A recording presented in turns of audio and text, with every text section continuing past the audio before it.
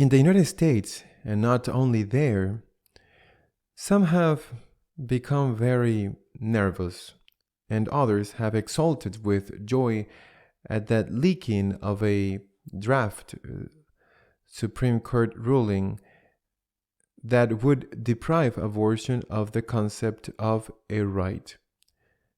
This, of course, if it comes to pass, would be a great success for the pro-life movement and a great failure for all those in favor of the culture of death. It must be said, first of all, that this is a draft of a sentence. It's not something definitive yet. Secondly, it must be recognized that this leak is a self-serving leaking. It's the first time that a leak of a sentence of the U.S. Supreme Court occurs, and it's known who are behind it, those who do not want abortion to stop being considered a right, those who are in favor of the culture of death, those who are naturally also in favor of the business that is done with the remains of abortion, of the child that is murdered. Those were not going to stop with such a small thing as leaking a news. They have done it knowing that it would cause social disorder and thus try to coerce the judges of the Supreme Court, telling them, if you approve this repeal of abortion as a right, there will be many problems and therefore do not do it. I believe that this is a decisive moment in the struggle for life, and in the end, it's a decisive moment in the struggle for democracy throughout the Western world. Abortion is a crime. But what is worse is that it's also considered a right.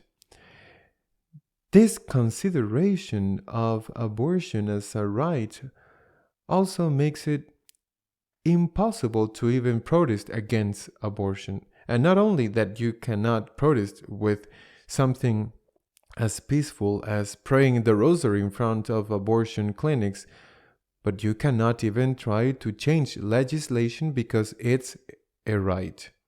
And that's where the heart of the problem lies. Those of the culture of death, I insist, who are also very friendly with the business of death, of what they do with the sale of the remains of murdered children, those of the culture of death are very angry. They have shown their aggressiveness. They have even threatened, as they have done this week, to attack Catholic parishes in the United States, which would not be a novelty, at least in countries like Argentina and Chile, which periodically suffer these attacks against Catholic parishes. But for them, I insist, the main problem is not only not to end abortion as a right, but the main problem is that it will prevent them from implementing the new world order they are seeking to institute. If abortion ceases to be a right, then it no longer makes sense that, for example, everything that is linked to gender ideology is also a right. That is to say, the new rights are at stake, new false rights that they are trying to implement. For example, a bill is being debated in the European Parliament that would prohibit, in the name of religious freedom, to go against abortion and gender ideology, because they say religious freedom, being a right, cannot go against the right to abortion and the right to gender ideology. New rights have been invented that restrict, even eliminate, the previous rights. The real human rights are being little by little eliminated, crushed, restricted by these new human rights, completely false. This is so serious that even an institution that doesn't usually defend important martyrs and only does so from time to time, such as the Commission of the European Episcopal Conferences has come out and said that if this law is approved in the European Parliament, it will be going against the right to freedom of thought, freedom of conscience, and religious freedom. Because it's not that abortion is already a right and that conscientious objection, this next great enemy to be defeated, is something forbidden, and therefore medical professionals are obliged to perform abortions. It's not even the power to speak against it. Not only in the political sphere, in a homily, in a catechism, you will not be able to speak against abortion, or you will not be able to speak against gender ideology, because if you do it, you will be going against human rights, these new and false human rights. For a long time, it's been insisted that those of us who believe that truth exists, that truth is absolute, that there is no half-truths or quarter-truths, but that truth is or is not, that truth exists and we can know it.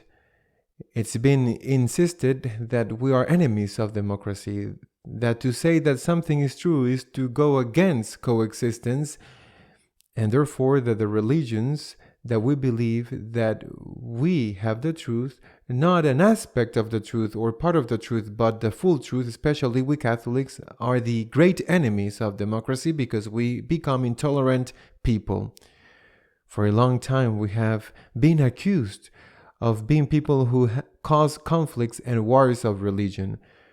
For a long time, it's been said that the true Democrat is a relativist, and that only the relativist, that is to say the one who does not consider anything as absolute or definitive, but that it's my opinion and that's it, you have yours and I have mine, only the relativist, the one who does not believe in the existence of truth, only he is a true Democrat who allows coexistence. Now they are taking off their masks.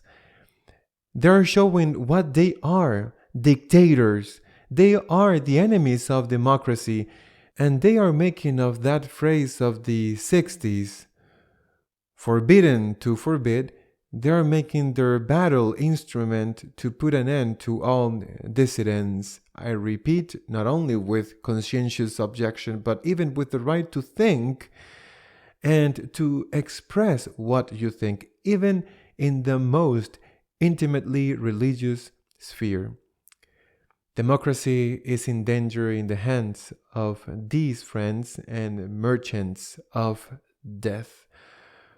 Western culture is in danger because these new false rights will be imposed and will put an end to the real human rights. But there is one thing that is not in danger.